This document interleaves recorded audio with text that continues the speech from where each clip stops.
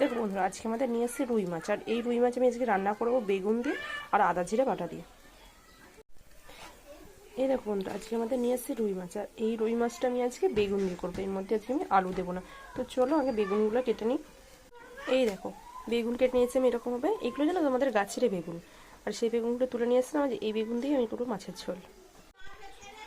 এই দেখো বন্ধুরা, আমি মাছ আর বেগুন দুটোই ভেজে নিয়েছি। এবার আমি কড়াইটা বসিয়ে দেবো। কড়াই গরম হয়ে গেছে, দিয়ে দিচ্ছি আমি আমাদের সর্ষের তেল। তেলটা গরম হয়ে গেছে, দিয়ে দিচ্ছি আমাদের আমি জিরে ফোড়ন। আর এর মধ্যে আমি আদা, জিরে, শুকনো লঙ্কা আর 2 কোয়া রসুন আমি বেটে নিয়েছি, সেটা দিয়ে দিচ্ছি।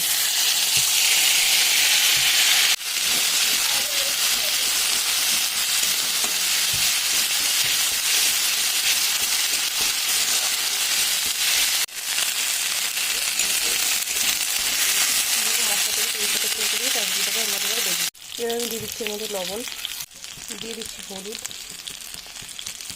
এবার আমি ভালো করে কষিয়ে নেব।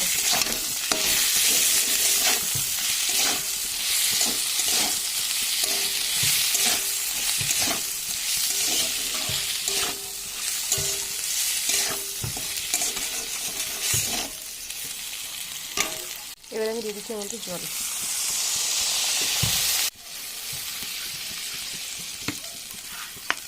ঝোলটা ভালো মতন ফুটে গেছে, দিয়ে দেবো এর মধ্যে ভেজে রাখা মাছগুলো।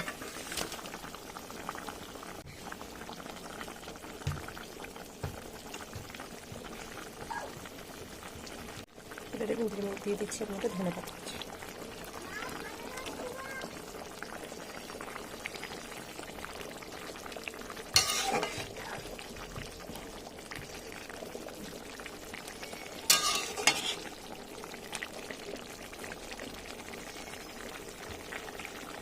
এবার দিয়ে দেবো এর মধ্যে সামান্য পরিমাণ একটু চিনি।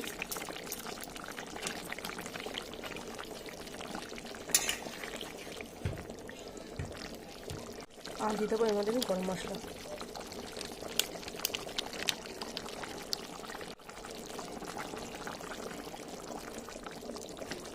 এবার আমি তরকারিটা নামিয়ে নেব।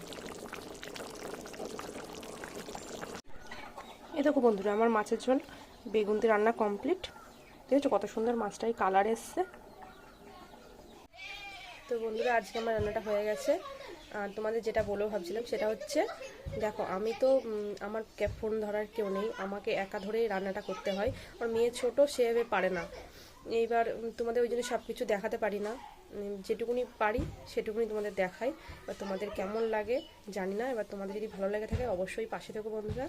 তা আজকে ভিডিওটা এখানে শেষ করছি।